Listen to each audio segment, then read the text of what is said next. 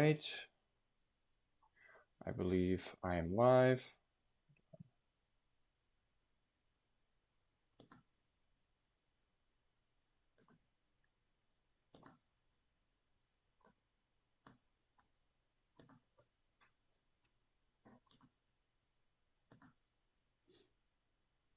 All right, everybody. I don't know if anyone's joined this stream yet. I'm gonna post it.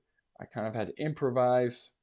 There was a bit of a scheduling conflict or confusion with Gary, so he's still coming on, but that's not going to be until 10 p.m. my time or 4 p.m. his time. So hold on.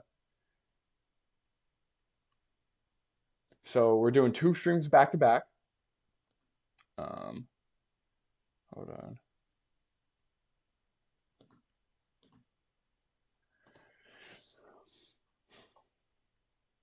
Let me post this very quickly.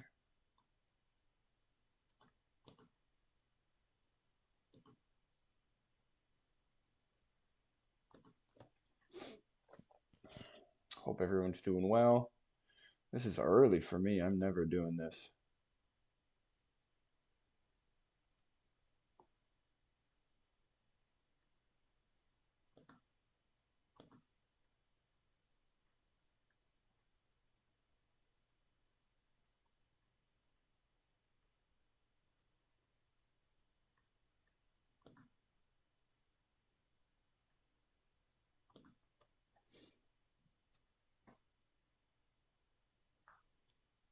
Oh.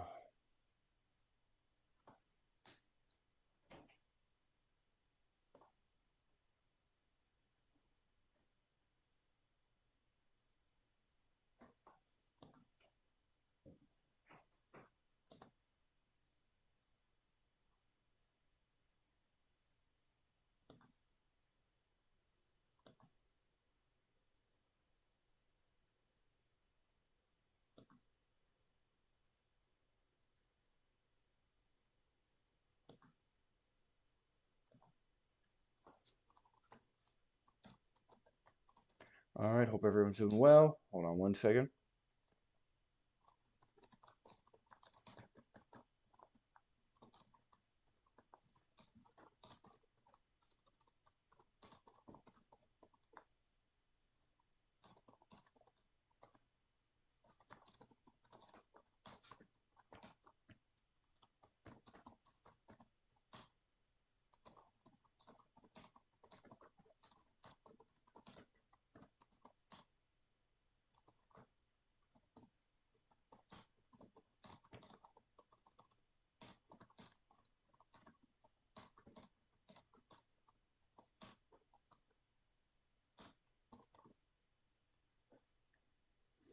All right, everybody.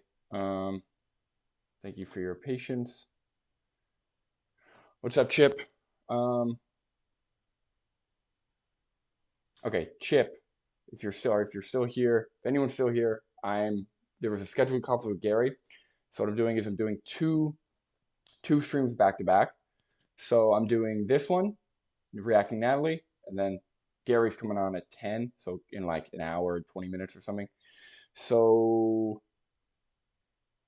yes, I'm gonna hopefully people start migrating. I did make a post. What's it called? I did make a post about the change. So hopefully people will start migrating over here. Just give it a second.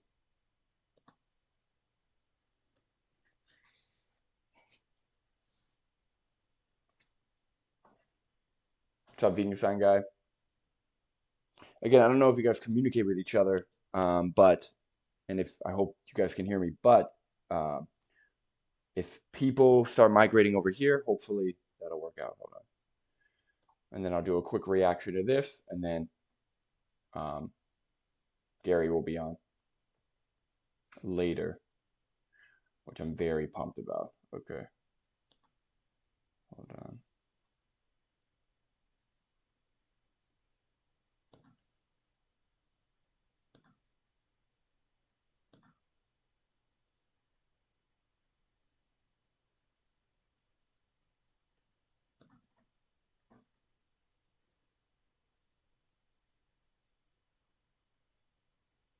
All right, thank you, Chip.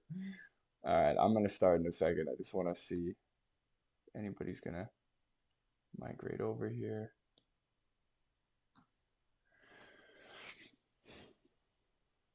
But I hope you guys are doing well. Chip, you've been, I mean, I don't know how you keep up with all the activism, man. You've been like crushing it. So good for you, man. I gotta start doing vertical videos. Apparently that's where all the views are, so I gotta start doing that.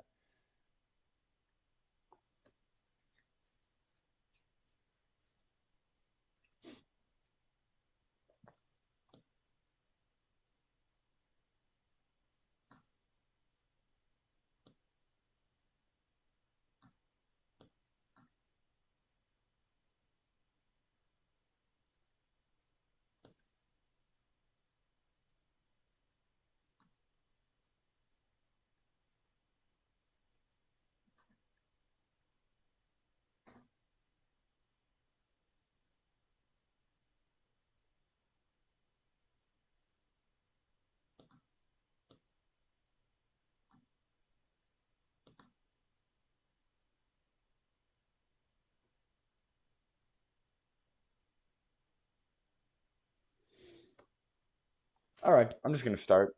So thank you guys for joining. Again, for those of you just joining, Gary's still coming on. There was a scheduling conflict, so he's coming on 10 p.m. my time, or sorry, 10 a.m. my time. So in about an hour and 20 minutes, that's gonna be a separate stream. So I'm doing 2 streams back to back. So stay tuned for that. Yeah, I definitely got to do vertical streams. So I have some things I'm plotting. So all right. Anyway, I'm just gonna start reacting because this video was pretty interesting. So we'll see.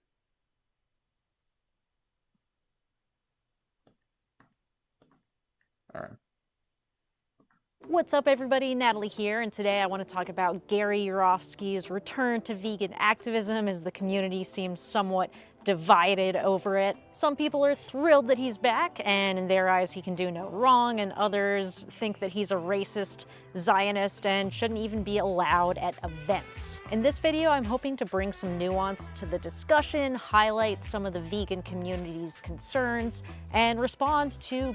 Now, one thing is, I actually really like Natalie. I think she's a pretty good activist. We've talked, briefly before on occasion. So yeah, this is nothing personal against Natalie. I agree with a lot that she has to say. I'm honestly, it is just interesting to discuss her views on this topic. Yeah, so we'll see what happens here. But yeah, just want a disclaimer. I'm not like against Natalie or anything. Gary's points. I'm not going to respond to anything he said 10 years ago because, we all change. I've changed in the last 10 years. I wasn't even a vegan back then. And frankly, he's given me a lot to work with just over this last week. If you're not familiar with Gary Yourofsky, he is regarded as one of the most influential animal liberation activists of our time. He's liberated thousands of animals, spoken to hundreds of thousands of students about veganism, and his speech from Georgia Tech in 2010 has millions of views and turned countless people vegan. I first came across his speech shortly after going vegan, and back then I was burning with rage at the world, specifically at meat eaters, so watching Gary was cathartic. He spoke eloquently, unapologetically, he didn't sugarcoat anything, and he's wildly charismatic. He was active for 18 years and retired 10 years ago, most Yep, I mean, so far I agree. I agree with all that. Due to burnout, but now he's back, which has a lot of people wondering why now. There are some theories that he's been hired by the Israeli government to spread propaganda, but this is why Gary says he returned. Right now, the universe is guiding me to come on back and do some things. I'm definitely going to be helping the sanctuaries, especially Sasha Farm back in Michigan. It's a place very near and dear to my heart. It's funny, I actually visited Sasha Sanctuary over the weekend because it's the closest sanctuary to my parents' house in Michigan, and it was a lovely place, so I'm glad he's raising money for them. I'm going to donate any ad revenue I make from this video to Sasha, so please like and share so it can spread to more people. In this video, we're going to talk about intersectionality, Okay. politics. That's cool. I mean, it's cool that she's at least donating to the farms. So I think I missed that the first time. That's cool.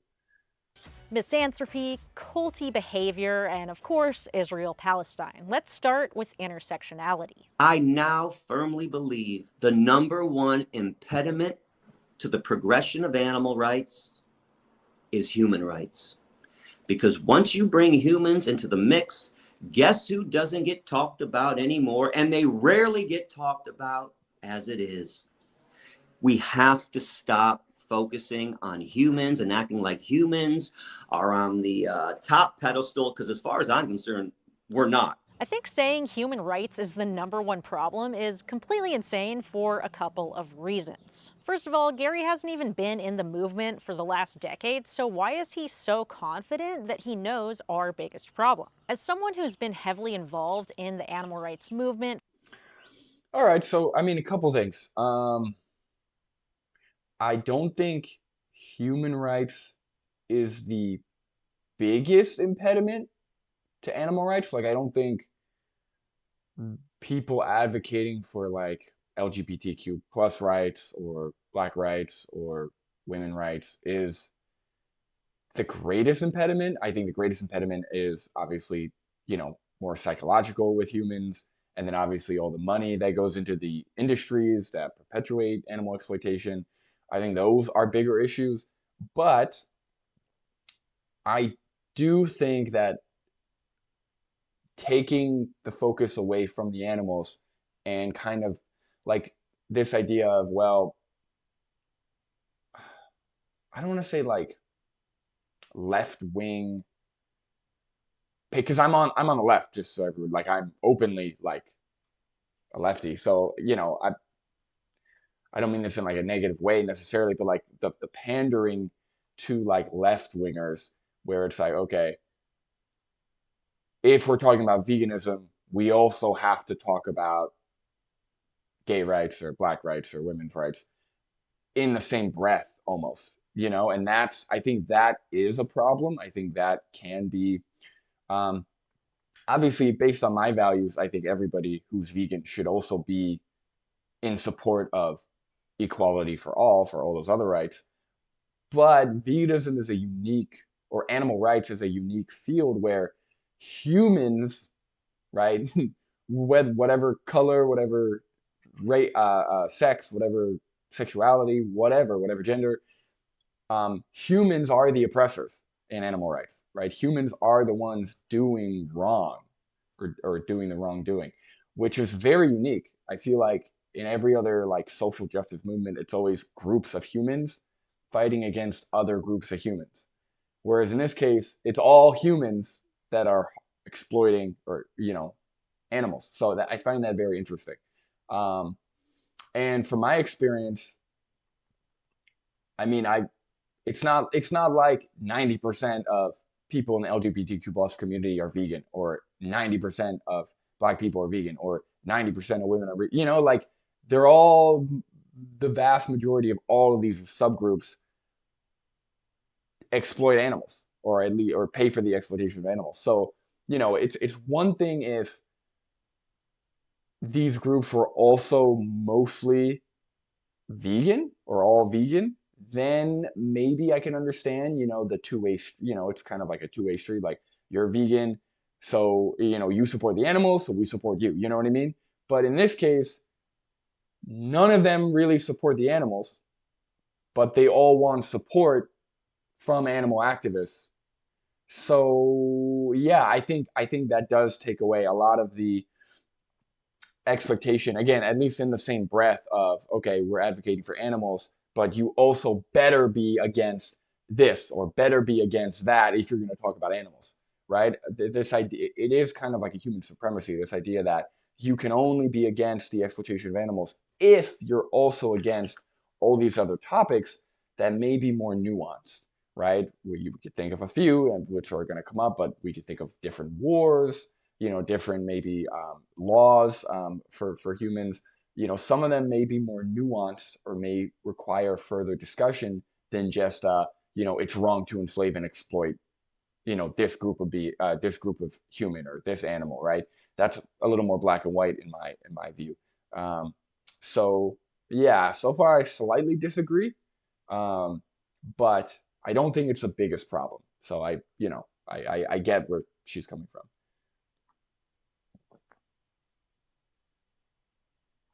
For the last 4 years. I basically started right after the world opened up after COVID. I definitely Really quick, Chip, isn't this a hypothetical though? Have we actually seen people stop discussing animals and start discussing humans? Not stop discussing animals, but there's almost like a lot of people who should be for animals, right? Who should be like on our side based on their other values, right? I'm talking about specifically people on the left, right? I've seen them like brush it off, right? There's like almost like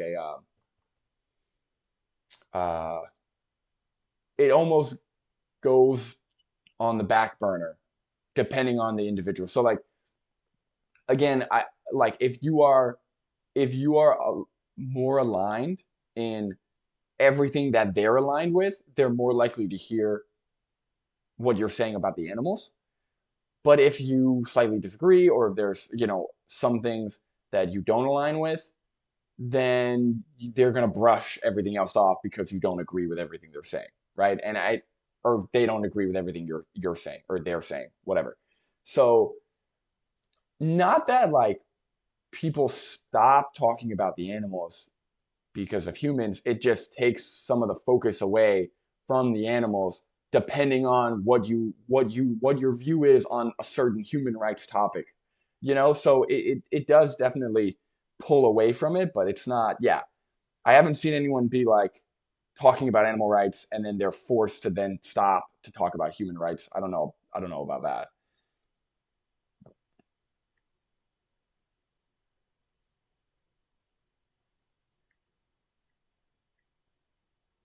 Yes, and exactly. That's kind of the biggest issue is intersectionality seems to only go one way, right? It only goes if you're vegan, you better be against all these other human rights atrocities. If you're not vegan, it's kind of fine as long as you're against human rights. You know what I mean? Like nobody's holding the same standard, which is really annoying. At least if we held a consistent standard, maybe that would help, right? I think intersectionality, if there was a firmer standard on like having that two-way street where you're vegan, so you should be against this and this and this, you're against this and this, so you should be vegan, right? Then maybe I could see it helping a little bit, but that standard doesn't exist. don't think that human rights is the biggest issue. I've spent time with animal rights groups all across the United States, from doing outreach with AV to... Oh, I guess since we have more viewers, guys. So right now, yes, I'm reacting to this stream because there's a scheduling conflict with Gary. Gary is still coming on. So Gary, I'm doing another stream back to back. So Gary's coming on at 10. So at 10 o'clock, approximately, So at 10 o'clock, Gary's going to come on, and we're going to commence with the interview and discussion. But for now, I'm doing this just to buy some time and because I'm up already, so whatever. Open rescue and disruptions to DXE to pressure campaigns and ballot initiatives. And I've met hundreds of activists, and all of them are very focused on animal rights. Yes, sometimes we discuss other issues and advocate for them, but that doesn't mean we're ignoring animal rights or putting humans first. The issues I have seen with intersectionality are more that people disagree with each other on how we should handle certain human issues, and that can lead to infighting and conflict, which is a problem, but that's more of a problem with conflict management than intersectionality itself. As animal advocates, we're up against... Race Lever, I'm sorry. I'm sorry, you're gonna have to watch it back after. I can't have any more scheduling conflicts. Against trillion-dollar industries with huge amounts of political power and influence, as well as the status quo on their side. We're constantly bombarded with the same excuses like crop deaths over and over. We face constant online backlash. We'll have issues with our friends and family because of differences in our values. And sometimes it feels like we're not even making progress. Saying that animal rights is failing because of intersectionality just isn't true, especially when you consider what we're we're up against. I think when someone makes a bold claim like this, they should back it up with evidence, which Gary certainly doesn't do, and he doesn't do for anything that I'm What's up, responding to Haas? in this video. There isn't much evidence about the biggest problem in the animal rights movement, but there is this study by Pax Fauna.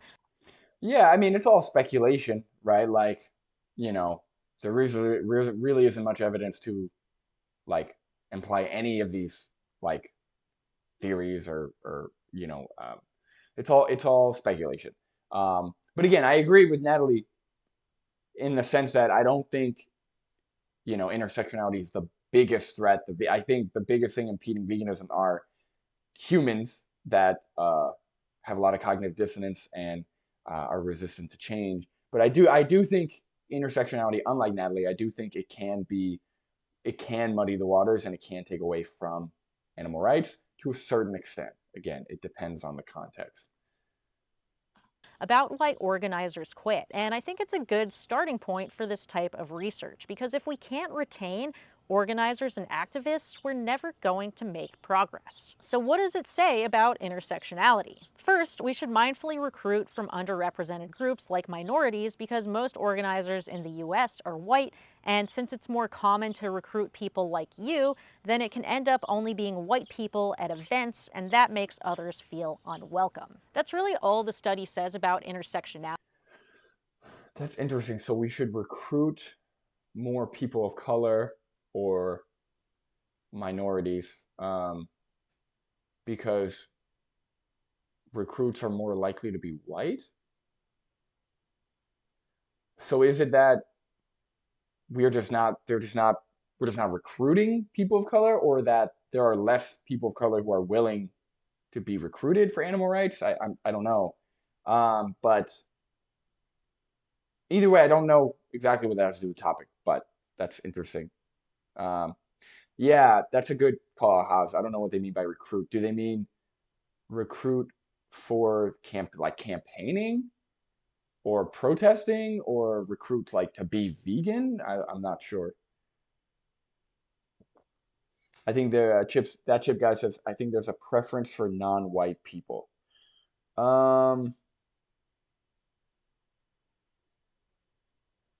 I mean, I know that most company, most groups, most whatever have some kind of like, you know, some kind of like unwritten goal for diversity, typically, like some kind of, okay, make sure, we are,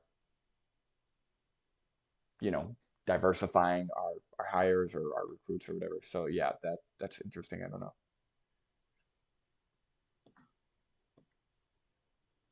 Yeah, organizers. Okay.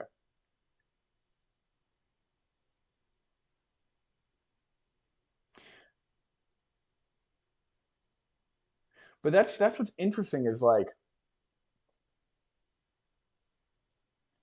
I understand the importance of representation, right? So I understand why it's important to like see individuals like you, or to have individuals that you relate with. Oh, hold on. Hold on, guys.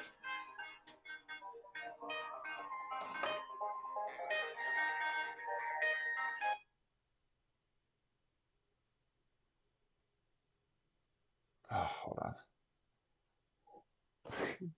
Sorry about that.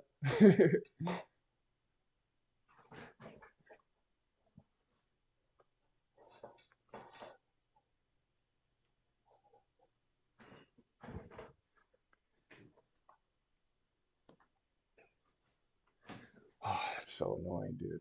Okay, hold on.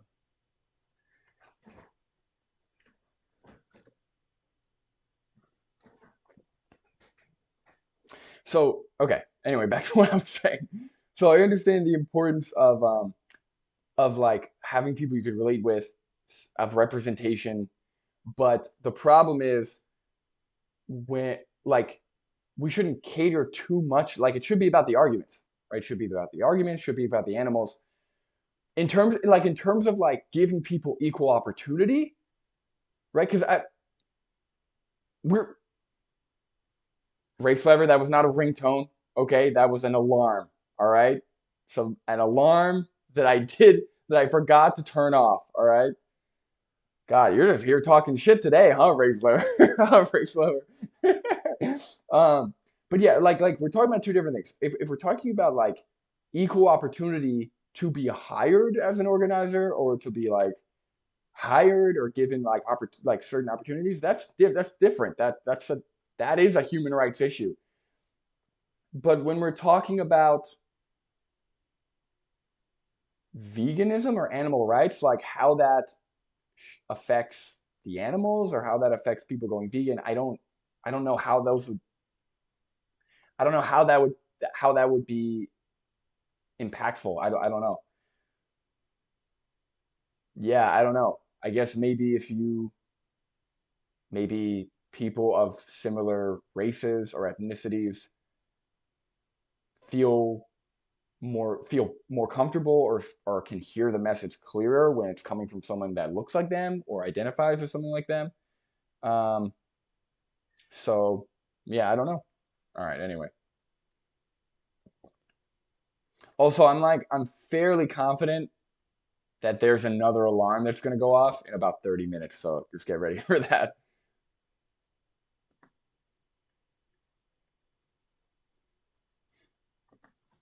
So now I'm going to offer some anecdotal evidence about why I think we should be intersectional as a movement. And I want to clarify what I mean because it seems like George and Gary are using a different definition of intersectionality, which we can see when George makes this bizarre statement here. The animal rights movement is the only movement that intersectionality is applied to, because when it comes to Black Lives Matter, they hate a motherfucker who shouts all lives matter or white lives matter. They say, no. Separate topic, but did anyone else find it weird how George said that? I thought that was kind of weird. How he kind of put on that slang verbiage just for the Black Lives. I don't know. I thought the way he said that came out kind of weird. I don't want to PC people too much, but I thought just something about it was kind of weird. I don't know. It made me a little uncomfortable, especially knowing George's views after having him on the stream. But that's the thing, right? Like I don't know if you guys saw my stream with George. I disagree with like I like horrifically disagree with most of what George with most of George's opinions outside of veganism or animal rights. But he still is a vegan activist, and I don't think I don't think he is the biggest impedance or like he's a problem for animal rights necessarily. But yeah, I thought the way George said that was kind of weird. But anyway.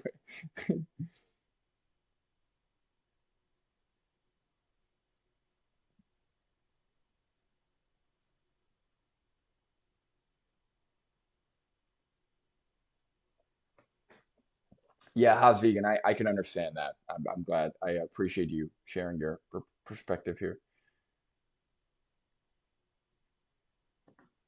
No, this is just, we understand that all lives matter, but this is about Black people. But then what happens in the animal rights movement?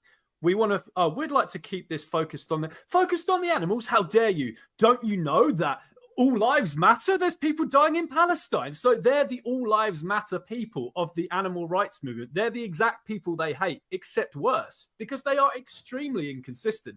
It's consistency that I care about. All lives matter is not intersectionality, it's derailment. Intersectionality means understanding that oppressive systems overlap and none of us are truly free until we all are. When people say Black Lives Matter, they're not saying only Black Lives Matter, they're saying that Black lives are treated as if they matter less. We can see evidence of this in the data on the US prison system, how cops are more likely to kill Black people, plenty of other data to support this. So when people say Black Lives Matter, they're highlighting systemic racism in the United States, saying that it's a problem and we need to confront it. All Lives Matter responds by saying that everyone is already treated equally and mocking the BLM movement And it's basically used as a thought-terminating cliche, which is where they're trying to end the discussion, not further it, like when people say, let's just agree to disagree. That's certainly not what I mean by intersectionality. When I say it, I mean supporting and working with other social justice movements. I don't think animal activists have an obligation to work with other social justice movements, but I think it helps our activism because we can learn from them. It also increases our social circle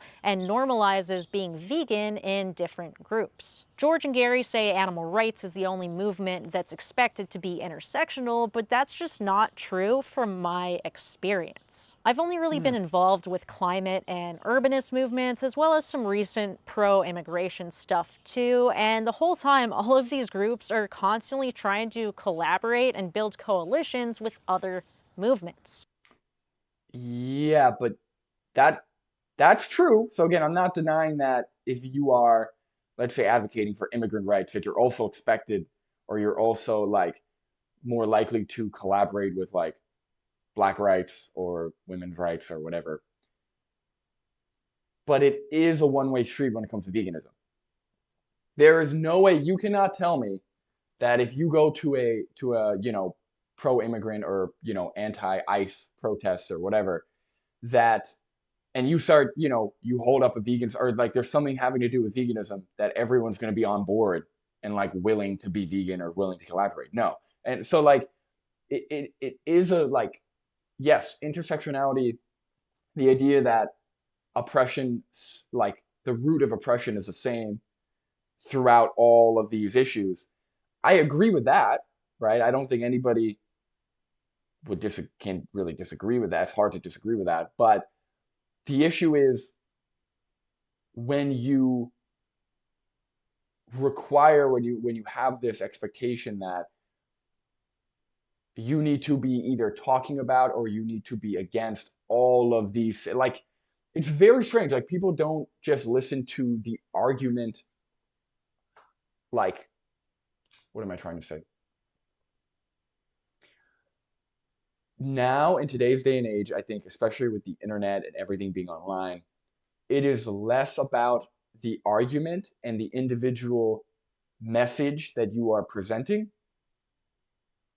and more about who you are as an overall person, or who you are, like like your well-roundedness as a person, right? Who you are overall, which I think that's good in a lot of ways, right? Because then we get to know people better. We get to support people who we actually agree with overall. But at the same time, if you're only willing to listen to an argument when it comes out of a specific person's mouth, then you're not actually supporting the argument or agreeing with the argument. You're just agreeing with whoever you like, right? You're just saying, oh, okay, that only makes, it's like if I don't like Joe Rogan, but if Joe Rogan said something that makes sense and is and I agree with, based on my values, then I should agree with it regardless of who says it, right? I feel like it's very strange, right? Oh, I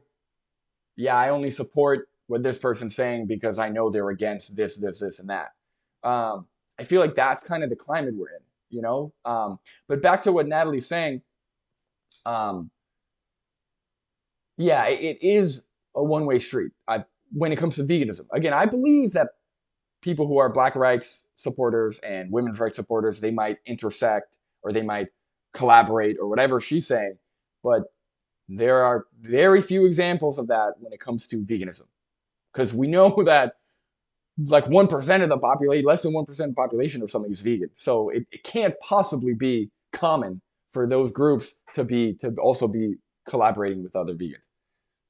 Hello, everybody. For those of you just joining, just a reminder, Gary's still coming on. I'm going to have him on at 10:30. 10 o'clock. I'm just reacting to this for now.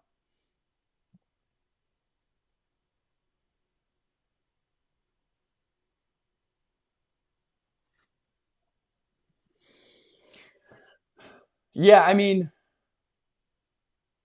Chip, just to call out what you were saying, I definitely can see, like, by all means, I think that people who are on the left or people who are advocating for human rights in other in various ways, they should be more likely to go vegan, but they aren't. They're not going vegan fast enough, right? Like it's not like every person we talk to who's like pro black rights or pro women's rights or whatever. It's not like they're going vegan at like 3 times the rate or something. And maybe they are. I don't know. I'm speculating, but I don't. Just based on how many vegans there are, I don't believe that's the case, right? So it's if there was any evidence showing that, okay, if you focus all your energy on people, on being intersectional and on people who are on the left, then they're all going to go vegan at double the rate or 4 times the rate or whatever, then I'd probably get on board, but I just don't. That just doesn't happen.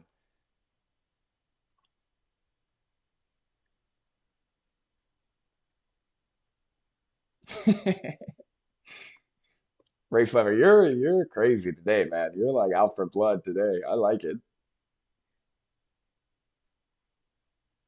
As far as I'm aware, George and Gary haven't been involved with other movements, so I think that they just made this up. With the war on immigrants going on in the US right now, I think it's especially important for us to support them, not only because it's the right thing to do, but because it benefits us. When the government has the power to deport whoever they want, they'll use it to target animal activists. We already know the FBI has targeted us for years, and this gives them an easy way to get rid of us. The fear of deportation also hurts our community. I lead a social media working group for Pro Animal Future in Colorado, and one of our activists quit because he was worried that posting anything online would get him deported, and it's a valid fear. We saw what's going on with Mahmoud Kamil, who's facing deportation for pro-Palestine activism. What would stop them from deporting someone who's fighting for animal rights? Nothing. That's why we need to stand up to fight against this now. The other reason we should build bridges with immigrants is because they're the biggest demographic working in slaughterhouses. This was a big issue with our campaign to ban slaughterhouses in Denver. The entire election became about how white activists were taking jobs from immigrants, and it really sucked. If we'd had more support from the Hispanic community, and we did have some support, just not enough public support, and if we'd had the support of unions as well, then maybe we could have won that election and won real change for animals. So those are the main reasons I think intersectionality is important. It's morally right, it's strategic, and it makes us stronger. Now let's talk about politics. Lobbying, I agree with that. I think is garbage. I don't think you can pass a law that people don't understand why the law has been passed. Plus, you're not going to get anyone to enforce it anyway. So I see a lot of groups going, "Oh, Gary, we should put laws on the books." Now, the laws come at the end when everybody understands it, everybody gets it. Saying that we shouldn't do any lobbying is crazy to me, especially because the animal agriculture industry spends so much time lobbying, and that's part of why. Well, I don't know if that's exactly what Gary was saying. I mean, I agree. We should do everything. We should, kind of push for animal rights in all ways, right? Whether it be legal, right, by lobbying or whatever, pushing for laws to get passed, whether it be, philosophically with people's values. So I agree there. But also I understand what Gary's saying, right? That you can't really pass any laws, you can't really get anything on the books until people understand why those laws should be in place in the first place. Again, there's this idea that like you can just pass laws without people like being on board. You can't do that, right? There's got to be, I would say, a healthy level of support for whatever is being advocated for. Again, you can still like push for them to try and raise awareness about it, or you can still you can try, right? I don't see any harm in trying, but I don't think that's like, as of now, with the very little support we have, I don't think that's going to be the main avenue in which people are going to go vegan or animals are going to be liberated. I just don't see that happening, right? It's not like 1% of the population is vegan. Okay, we're gonna ban slaughterhouses, right? That's not happening. It's not going to happen. There would either need to be some kind of technological advancement, right? Like lab grown meat, or lab grown flesh. So people don't, might be in favor of banning slaughterhouses because they have an alternative.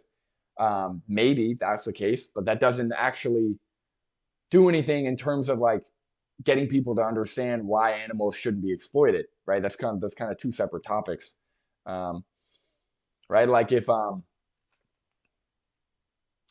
slaves were liberated because we developed robots where we can just use robots instead of humans, that's that might get rid of slavery, but that's not actually like people aren't actually understanding why slavery is wrong in that context, right? So, it's I don't know. I mean, the outcome is great. I'll take the outcome, but it's not really the preferred method. I don't know.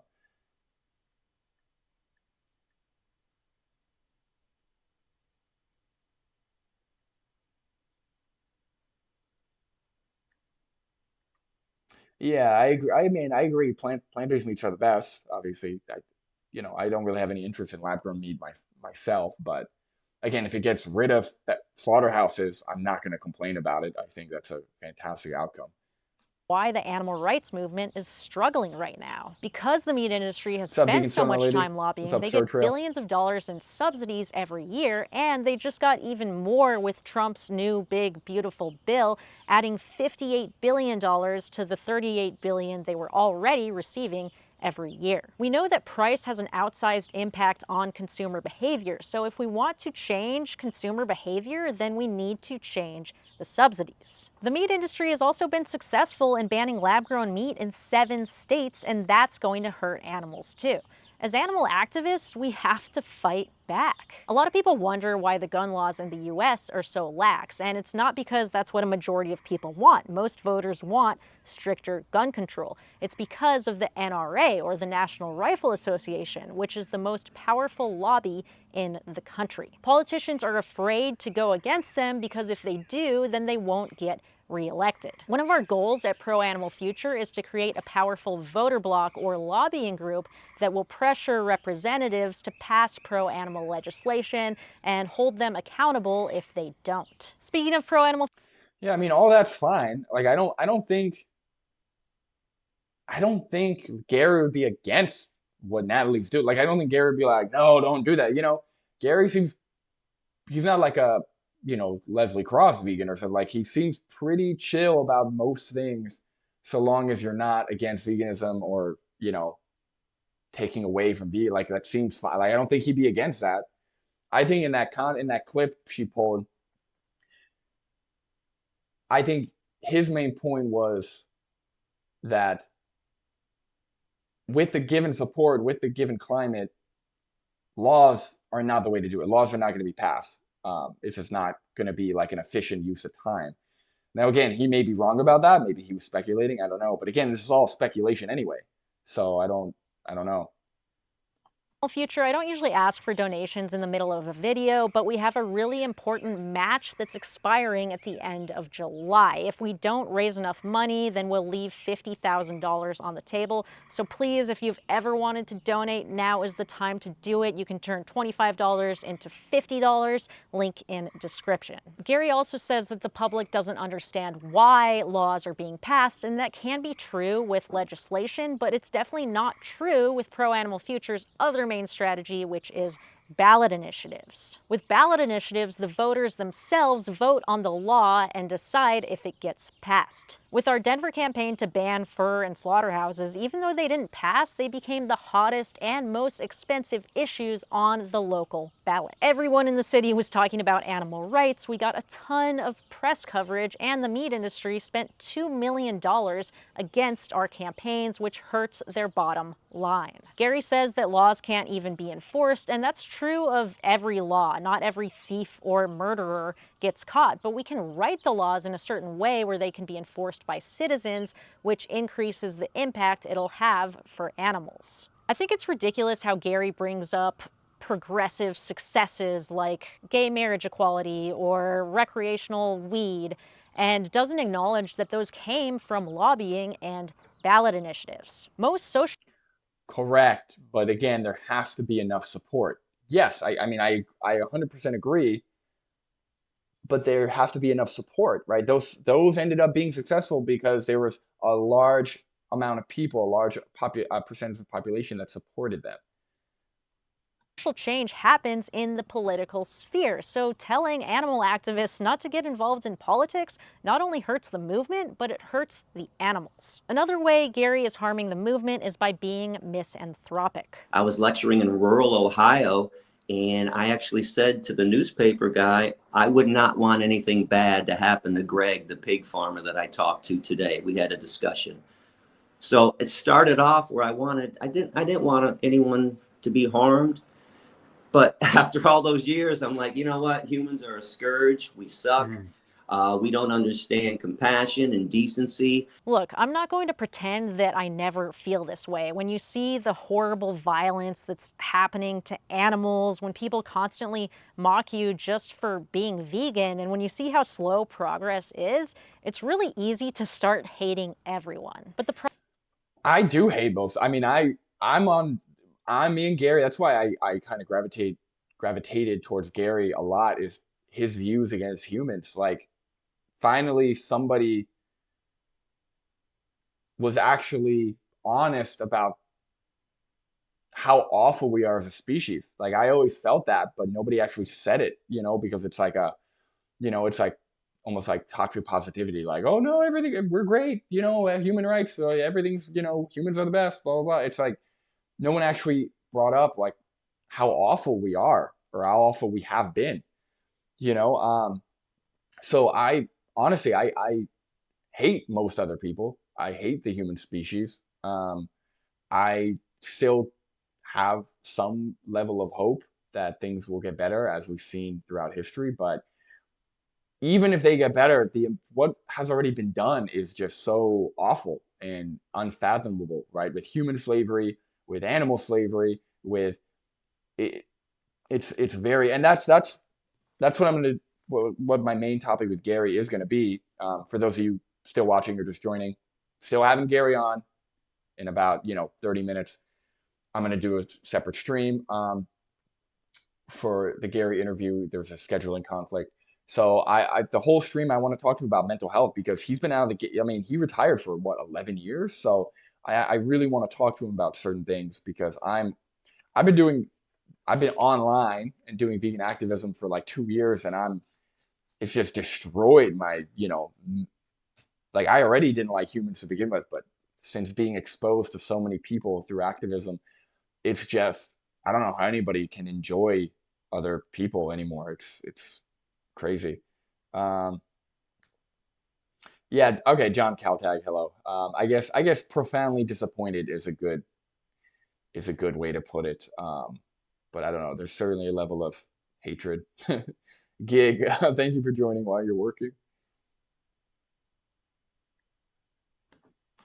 Problem with misanthropy is that it's not helpful and it hurts your ability to keep fighting, and we have data that shows this. A 2020 paper in Conservation Biology found that activists who cultivate hope, the opposite of misanthropy, are more resilient and less likely to burn out. Another study found that hope plays a central role in motivating collective action.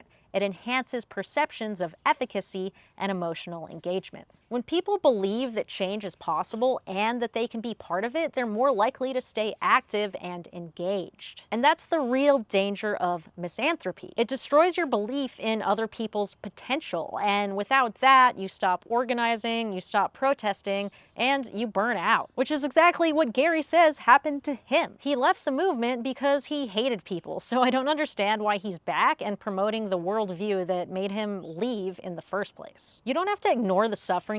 I don't think he's promoting it. I think that's just how he feels, right? Like, somebody expressing how they feel is not necessarily a promotion. Like, everyone should feel this way, right? Like, I feel a lot of hatred and frustration with the human population, but I'm not telling people that they have to feel the same way as me. You know what I mean? That's a little different.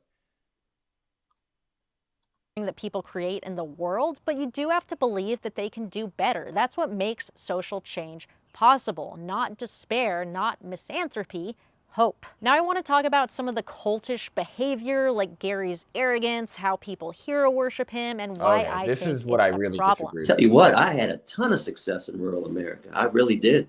And I converted hunters. I did, a lot of them. Do you know the majority of the people that hate me? Guess who fucking opened up their mind and made them vegan? Right here. I was told that all the people in Frankfurt that were trying to get me kicked out of the fundraiser, they're all Gary vegans. First of all, I don't think we should use language like converting because it implies. Sure, we'll get to the language in a second, but I don't think any. So what Gary is saying is people are trying to get him thrown out, or people are trying to, get him, I guess, canceled, canceled, quote unquote, for his other views or for things he said outside of veganism.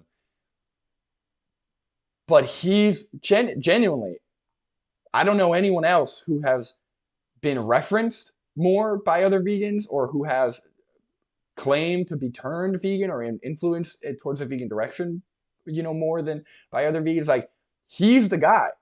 He's the fucking guy. Like,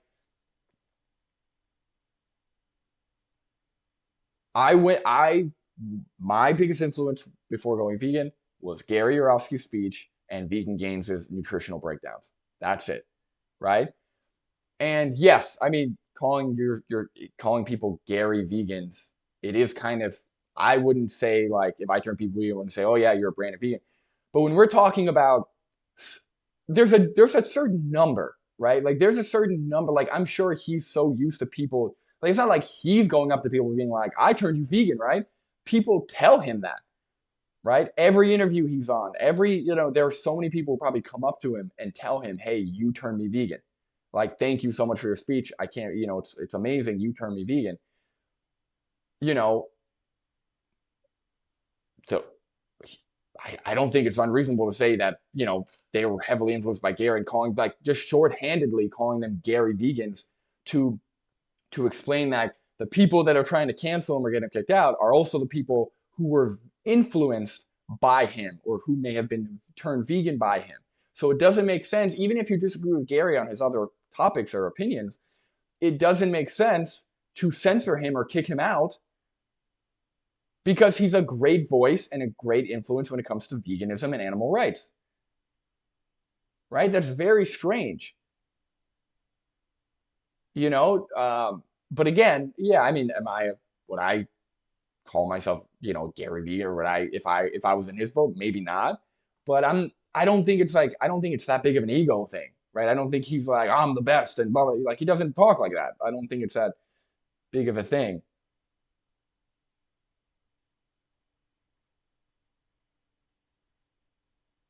Hold on, guys. Give me 2 seconds. Actually, hold on. I'll be right back. Hold on.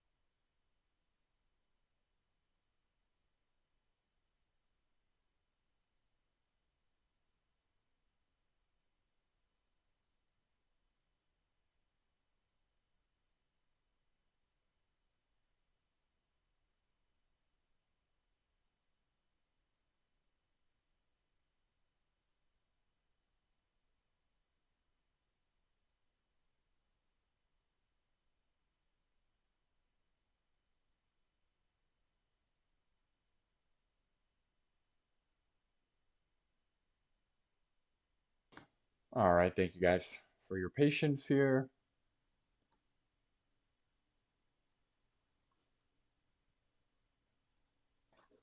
But yeah, anyway, back to what I was saying. Yeah, it's. I don't think it's as big of an ego thing as Natalie's making it out to be, right? I don't think Gary's, necessarily got a huge head, um, disproportionate to his impact, right? I think his impact is huge, and I think he's just recognizing how big his impact is, right? I don't think he's going around saying he's the best vegan that ever lived or blah, blah, like he's not saying that. Recommended dose, I did have something important to do, okay? Applies religion, and veganism is not a religion. Religion is based on faith and belief, whereas veganism is based on scientific evidence. The evidence that animals feel pain and God, you suffer, guys that suck. we I don't hate need to eat everybody in the them to chat right survive now. and thrive, and that animal farming is causing tons of issues in the world, like antibiotic resistance, pandemics, and climate change. Non-vegans love to say that veganism is a cult so they can justify dismissing us, so let's not make it easier for them. I think it's concerning how Gary refers to people as Gary vegans. Personally, I don't really like when people tell me that they went vegan because of me, because I know that it's not true. They went vegan because of the animals. Maybe I helped educate them on animal farming, but I think that's a really important distinction to make. Because when you blur that line, when you start centering yourself instead of the animals, you open the door to arrogance and ego-driven leadership, and movements built on ego are fragile. When I needed to.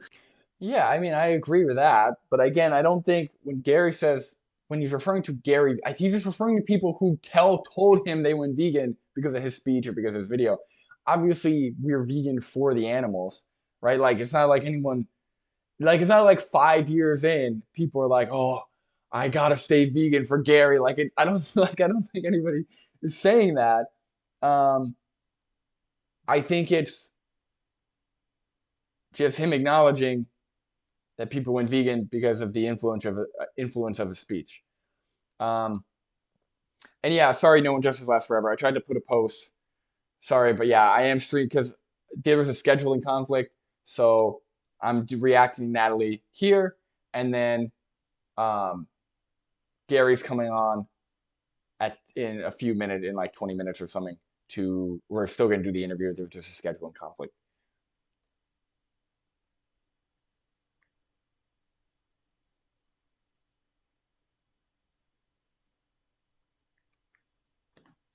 To decompress. I drove up to Manchester, Michigan, and I walked around and I hugged and I kissed Big Red and I hugged and I kissed Bima. I mean, maybe Chip, maybe, but again, I don't think he's blowing things out of proportion. Like, it's not like he's like big chesting it. I think he really is. I think he really does. He really did have the influence that he's claiming like. I don't think he's not. He's not even the one claiming it. Everybody talks about how Gary influenced them to be vegan, right? He's just acknowledging that. I don't think that's, could he be a little more humble? Maybe, maybe. I mean, maybe, but And all those pigs, and Gary Tofu, who was a pig there for a long time. I did make them name him after me. I was there the day somebody brought this baby pig. I'm like, there's a baby pig in that van. And I ran up to it. I'm like, you have to call him Gary Tofu. And he was everybody's favorite for a long time. Like, if you really don't care about adoration, then why insist that a pig be named after you? And then say that he... I don't think that's about adoration. I think he just really loved the pig and wanted a connection to the pig that because the pig doesn't like, it's not like he could talk to the pig, it's like I think he just wanted a connection to the pig. I don't know, right? What does anybody want to name anything anyway? I don't know. Maybe he just wanted a connection to the pig to, when people see the pig or call the pig's name, he wanted to be associated with the pig. I don't know. I don't know. But again, I don't think that's like a huge, it's not like he got a statue of him put at the sanctuary or something. I put up at the sanctuary. I don't know. He was everyone's favorite pig, like the name somehow made him more lovable. We can see evidence of hero worship in the comments on that live stream. No one is correcting the inaccurate things Gary said or pushing back at all. It's just endless praise. I think that's dangerous because when we idolize individuals, we lose the ability to think critically and evaluate if what they're saying is actually true. It also makes a lot of people... Hold on, guys. I'm confused. Is this question for me? Or are you guys just saying this? If eating animal products turned out to be better for your health than eating plant-based, would you eat animals and animal products? No. Yeah, no. I mean, it depends how much, but like if I'm gonna die in 5 days, then maybe there's a threshold of animal products I would consume, depending. But no, I don't know what better for your health means though. And then no one just lasts forever. If eating human products turned out to be better for your health, would you eat humans and human? Like, I don't know. Are these questions for me? Are they just I don't know what these are for.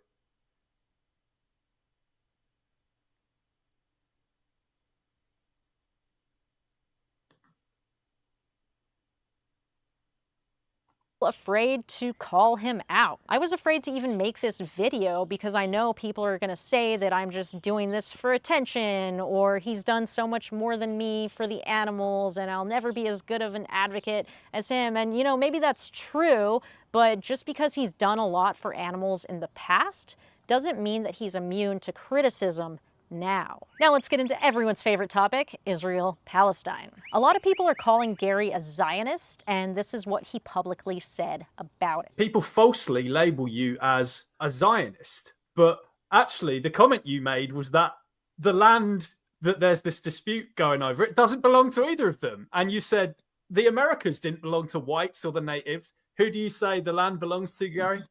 The land belongs to the animals. We stole it from them. We're all thieves. And then we fight over, wait, is it the Palestinians? Is it the Israelis? Is it the Americans, the Native Americans? It belongs to the animal kingdom. But I also don't see a reason why we all can't live peacefully amongst each other. And that includes the animals. So that's what...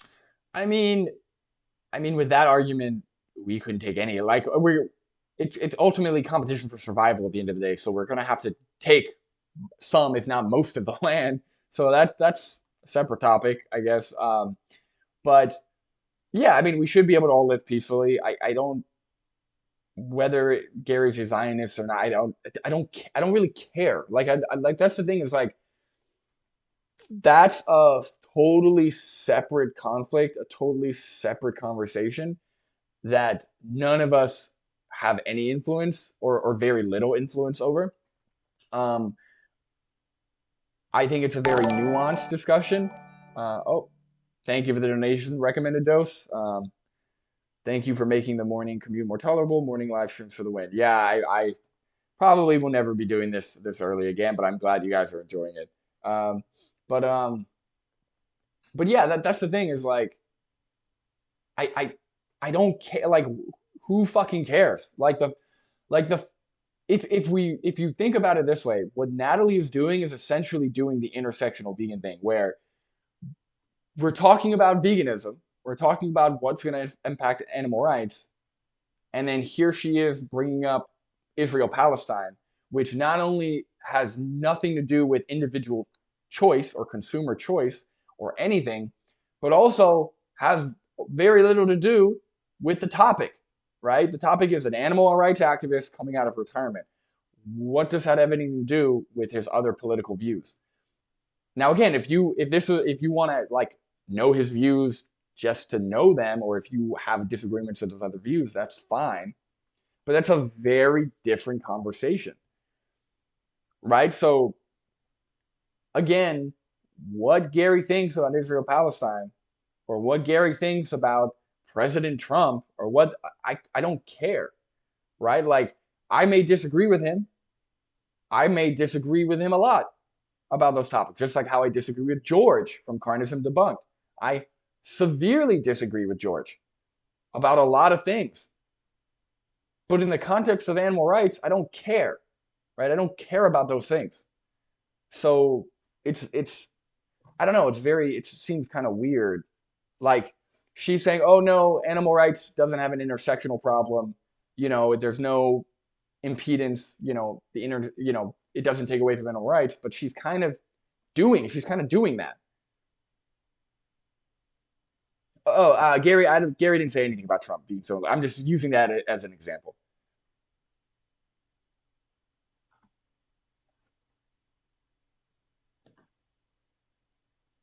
What he said publicly, but let's take a look at this private email that someone posted on Reddit. An activist emailed Gary about something he said during an AV.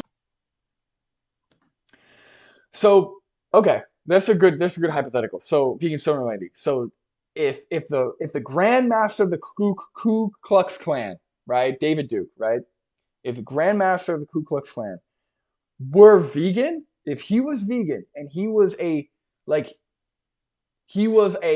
actual vegan, right? He was like the animals, man. Like for whatever, I mean, it'd be a huge contradiction, but whatever that is, right? Would I have an issue with David Duke still as a person? Yes, absolutely. But would I try and censor his conversations, or would I say that he's wrong about veganism just because of his other views? No. Right? Like I wouldn't try and censor or get him to stop talking about animal rights just because he has other political views or other views that you may disagree with. Now, what I will say is, in that case, that would, like, anything that you could logically reduce to like a contradiction, right? So if somebody's in support of slavery, but they're also vegan, you can easily create a contradiction, right? You could easily derive a contradiction from that, right? Because there's two conflicting values. When it comes to Israel-Palestine, you can be pro either side, really, and not contradict your values for veganism, right? Because again, I think it's a more nuanced topic. Now, yeah, it's just because it's not about consumer. It's a very different, right? It's more of, honestly, the whole Israel-Palestine thing from a opinion perspective is more lip service. But that's a separate topic. The workshop, Gary said gay people shouldn't speak up for Palestine because Palestinians don't like them. The activist said vilifying the victim is a classic tactic of oppressive propaganda. And that's something we see all the time with animal farmers, like when they say that it's okay to steal calves from dairy cows because the cows are bad mothers anyway. The activist calls Gary out for saying hateful things while promoting kindness to animals, and Gary's response is pretty different from what he said on George's stream. My brother, you are 100% wrong in this issue. Radical Muslims are 100% anti-gay, anti-trans, anti-black, anti-woman. They are the worst abusers of human rights. You got it all wrong. Then he says it shouldn't matter because he's not a human rights activist in any way, and it's fine to disagree with people on some things, but we should unite for the animals and not bring up human rights. The activist responds, and I think this is so ironic, that it was Gary who brought up Palestine in an animal rights workshop only to badmouth them. Then he asks what Gary would have said during the Jewish Holocaust and cites evidence from the UN about whether Israel is committing genocide. And he emphasizes that he's not hating Gary as a person, he's just asking him to reconsider punching down on people. Next, Gary responds that he's pro-trans and all this other stuff, and Israel is 100% right. Then he accuses the activist of being anti-Semitic. So why is Gary saying publicly that he thinks the land should be for animals and privately that he thinks Israel is 100% right? Gary plays the victim when people call him out, even though he's the one who brought it up in the first place. And then he's acting shocked and complains about cancel culture when people... Well, first of all, oh man, there's just so many topics. Like, the first thing is, how do I say this? He's not necessarily wrong when we're talking about the groups that exist when you take religion to the extreme, right? And it's not just Muslims, it's Christians, it's, Jewish people, right? Any person who takes religion to the extreme, who follows it to a T, who commits acts of terrorism, yeah, they're going to be against LGBTQ plus people. They're going to be against other minority groups. They're going to be against, they're going to have restrictions, right restrictions against women. So he's not wrong about that. Now, I don't know if maybe it was it came out more generalized, right? As if maybe all but he does say extremists, right? He does say like Muslim extremists or whatever. So I don't necessarily disagree with that. The other thing is, he's saying that the land is for animals. So again, those are two different things. So he's saying the land should be, shared with animals, right? They were originally the animals, but also he can also have an opinion about the human conflict that's happening between Israel and Palestine. So he can have two separate views, right? He's not saying Israel or a group of humans supersedes the animals or like is better than the animals. He just has a separate opinion about that conflict, separate from the opinion that the land originally belonged to the animals. So I don't view these two, the leaked email, the email, and then what he said on Georgia's stream, I don't view that as contradictory. So I don't see the issue. Again, you may disagree with what he has to say about the Israel-Palestine situation, but I don't see that as a contradiction. So I don't know.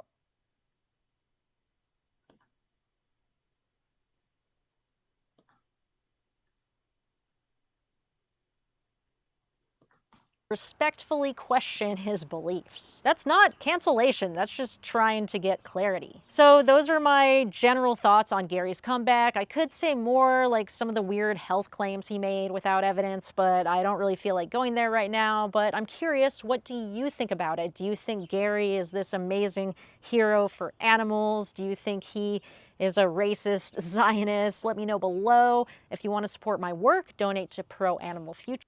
No. Actually, I have a surprise for the stream of Gary. Gary's definitely not racist. He's definitely not. I mean, Zionist maybe. Whatever you think about that, I don't know. But he's definitely not racist. Definitely not sexist. Like Gary's. That's what's so funny is like from what I've heard about Gary's views, do line up with like intersectional views. Like he's not. It's not like Gary's like. It's not like he's like he's like a Trump voter or something or like pro whatever. And he's advocating for animals. He's pretty left leaning from what I've seen. But yeah, he might have more nuanced views about certain things, right? He might have whatever, right? But people, that's gonna happen. Some of these topics are more nuanced, right? But personally, in terms of how he advocates for the animals, again, maybe he doesn't have everything. Maybe he doesn't have everything to a T when it comes to the health claims. Maybe he doesn't. Maybe he has other views that you may disagree with when it comes to conflicts that are happening. But when it comes to advocating for the animals, there are very few people who do as good of a job. Honestly, I don't think many people do a better job. I think Joey Carpstrong's decent. I think Earthling Ed is decent, although Earthling Ed's gotten real soft. Both of them have gotten kind of soft lately, but Gary Yourofsky's a very firm, strong voice. He advocates for the animals from a rights-based position, from an actual liberation position. And yeah, that's why I want to talk to him more so about mental health and stuff, because everyone knows Gary. I mean, everyone knows what he's done in his speech. But no, again, I don't disagree with everything Natalie says. I think she raises some good points, concerns about some of Gary's views, concerns about intersectionality and animal rights, but I do disagree with a couple things like you've heard. So I appreciate everybody joining the stream. For those of you here, I am going to start a separate stream. So I'm starting another stream. I already have it scheduled in about 5 minutes. So I'm starting another stream where I'm going to be interviewing Gary. We're going to be talking about mental health, talking about infighting, talking about different topics. So definitely join me there. And yeah, so I will see you guys on the next stream in about a few minutes. Yeah, so give me 1 second. All right, see you guys. I'll see you guys in like 5 minutes. Again, I'm ending this stream, starting another stream. So make sure you join the other stream. Okay, for the 100th time, make sure you join the other stream. Do not stay here.